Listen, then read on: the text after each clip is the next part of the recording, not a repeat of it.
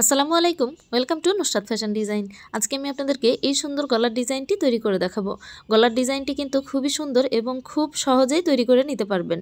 ডিজাইনটি তৈরি করার জন্য এখানে আমি প্রথমে জামাটা কেটে নিয়েছি। আপনারা যদি কামিজে তৈরি করতে চান তাহলে প্রথমে কামিজটা এভাবে করে কেটে নিতে হবে।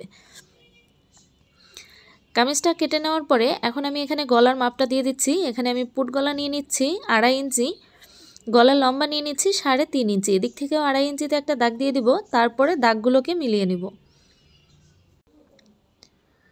দাগটা মিলিয়ে নেওয়ার পরে এখানে আমি গোল গলা এঁকে নিব। গোল গলা এঁকে নিলাম। এখন এই দাগ থেকে আমি 1.5 ইঞ্চিতে দাগ দিয়ে দিব। এভাবে করে 1.5 ইঞ্চি 1.5 ইঞ্চিতে দাগ দিয়ে দিব।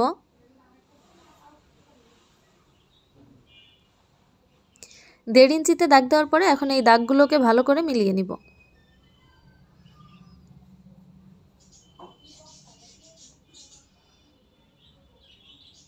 দাগগুলো মিলিয়ে নেওয়ার পরে এখন এই যে এখান থেকে 1.5 ইঞ্চিতে দাগ দিব। এভাবে করে 1.5 ইঞ্চি 1.5 ইঞ্চিতেই দাগ দিয়ে দিতে হবে। এভাবে করে 1.5 ইঞ্চিতে দাগ দেওয়ার পরে এখন দাগগুলোকে এভাবে মিলিয়ে নিব। দাগগুলো মিলিয়ে নেওয়ার পরে এখন ভেতরের যে ছোট গলাটা এঁকেছিলাম এই গলাটা কেটে নিব।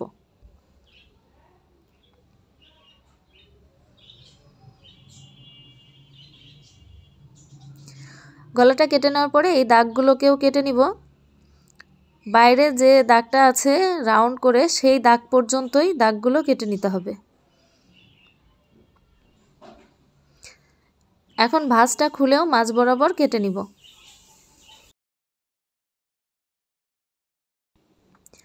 দাগগুলো কেটে নেওয়ার পরে এখন এই কাপড়গুলোকে এভাবে করে প্রথমে একটা ভাঁজ দিব কাটা অংশগুলোতে, তারপরে এভাবে আরও একটা ভাঁজ দিয়ে এভাবে করে ত্রিভুজের মতো তৈরি করে নিব।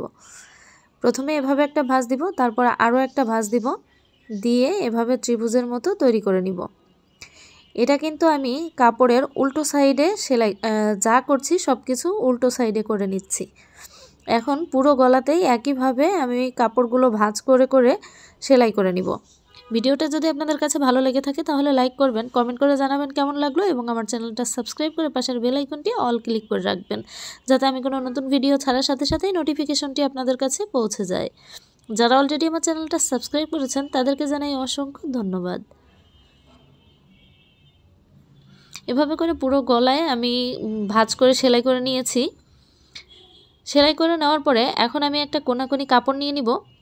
1 ইঞ্চি চওড়া একটা কাপড় নিয়েছি। কাপড়টাকে প্রথমে এভাবে করে একটা ভাঁজ দিব। ভাঁজ দিয়ে আমি এই গলার উপরে এভাবে করে রাখবো, রেখে সেলাই করে নিব। প্রথমে যে সেলাইটা দিয়েছি সেই সেলাইয়ের উপর দিয়েই কিন্তু সেলাইটা করে নিতে হবে। এই সাইড থেকে এভাবে করে রাখছি, রেখে সেলাইটা করে নিচ্ছি।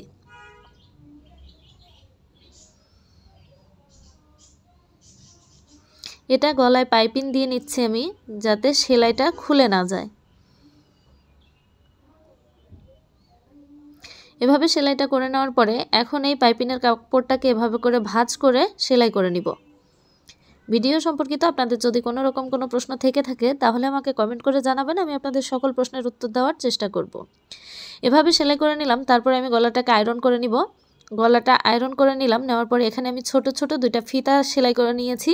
এখন এই ফিতার 2টাকে এভাবে করে মাঝ বরাবর সেলাই করে নিব, আর একটা বোতাম তৈরি করে নিয়েছি, এই বোতামটাকেও লাগিয়ে নিব। আর এই যে মাঝে মাঝে আমি ছোট ছোট পুঁতিগুলো সেলাই করে নিয়েছি। পেছনের গলাটাও কিন্তু একবারে সিকিউর করে দিয়েছি, খুলে যাওয়ার কোনো সম্ভাবনা থাকবে না। ডিজাইনটা আপনাদের কাছে কেমন লেগেছে আমাকে কমেন্ট করে জানাতে ভুলবেন না। আজকের মতো বিদায় নিচ্ছি। আপনারা সবাই ভালো থাকবেন, সুস্থ থাকবেন। আসসালামু আলাইকুম, আল্লাহ হাফেজ।